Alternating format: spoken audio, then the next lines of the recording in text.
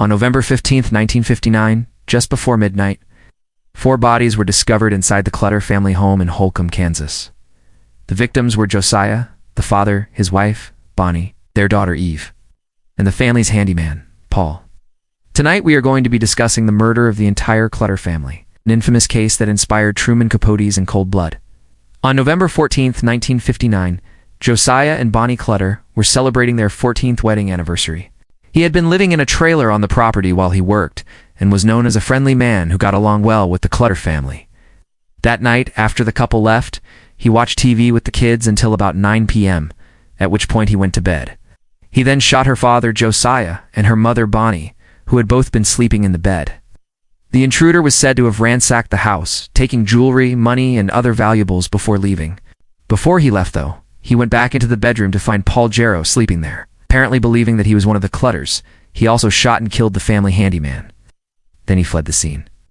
However, a reporter for the New York Times named Dewey Hillhouse would continue to correspond with the sheriff, requesting updates on the investigation. The sheriff, having nothing to hide, obliged, and thus Dewey became familiar with many of the details of the case. When he learned that the Clutter family had been wiped out, he thought it might make a good story.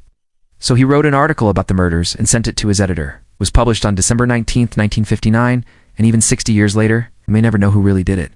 Also, please leave us a like. It helps us keep making great content. Thank you for watching.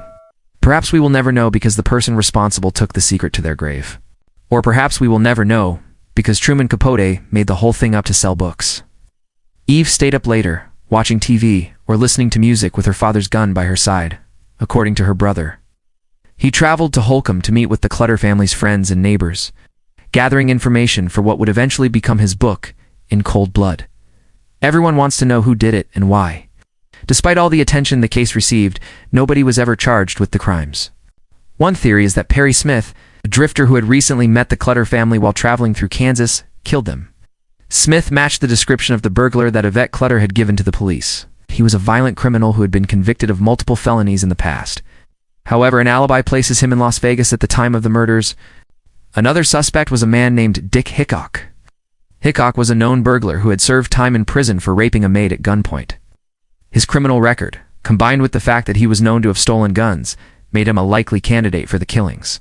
However, Hickok also had an alibi. Was with his girlfriend in Texas when the murders occurred. No suspects were ever even named. The case remains officially unsolved to this day. Although Capote claimed to have written a nonfiction novel, meaning that all of the people, places, and things he described were real, he admits to having taken creative liberties. For example, he created composite characters based on real people. Some have speculated that Capote invented certain details to make the story more interesting, while others claimed that he purposefully misled readers to protect the privacy of the people who helped him write the book.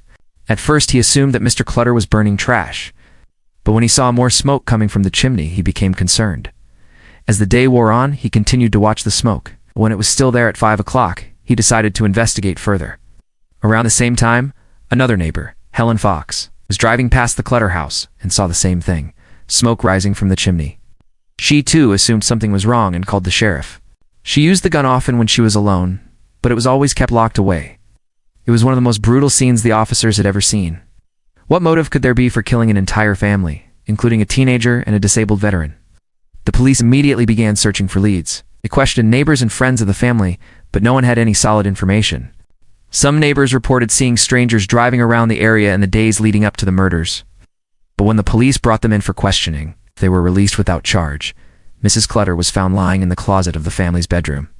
Her body slumped over as if she had been trying to hide. Mr. Clutter's body was found on the floor next to the bed. Both had been shot once in the head. Eve was found in the living room, her body sprawled across the rug. Paul Jarrow was found in the basement. All 3 had been shot twice.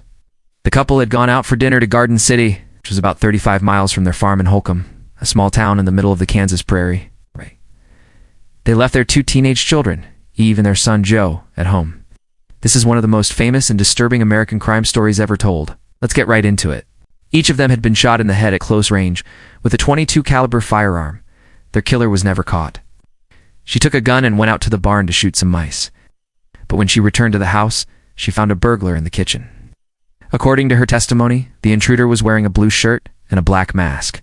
He pointed a gun at her and demanded that she lead him to her parents' bedroom. As they walked through the house, Eve tried to think of a way to escape.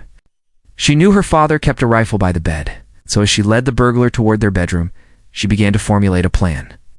When they reached her parents' bedroom, she knocked over a chair to alert her father to danger. And even 6 decades later, we don't know what exactly went down that night. Hello, everyone. Welcome to A Nightmare Unfolds. The story of the Clutter family is one that unfolded over several days. Also at the house that night was Paul Giro, who was helping out the Clutters with some construction work. What happened next is not entirely clear, but sometime during the night, Eve went to the living room where her father kept his gun collection. As the story goes, the intruder heard the noise, turned around, and shot Eve in the head. In the morning, after the sun came up, a neighbor noticed a plume of smoke rising from the direction of the Clutter farm. When police arrived at the house, they found all 4 members of the Clutter family lying dead on the floor. From the moment this crime was discovered, everyone wanted answers. Who could have done such a thing? After a few weeks, the investigation seemed to hit a wall and the media began to lose interest. After reading the article, Truman Capote, who was writing a novel at the time, thought the Clutter case would make a great subject for his next book. Regardless, in the decades since its release, In Cold Blood has been studied, debated and analyzed by countless academics and armchair detectives. But that doesn't mean investigators didn't have their theories. There are a number of other suspects whose names have been put forward, but no one has ever been charged. If you enjoyed this video, make sure to subscribe. We'd really appreciate it.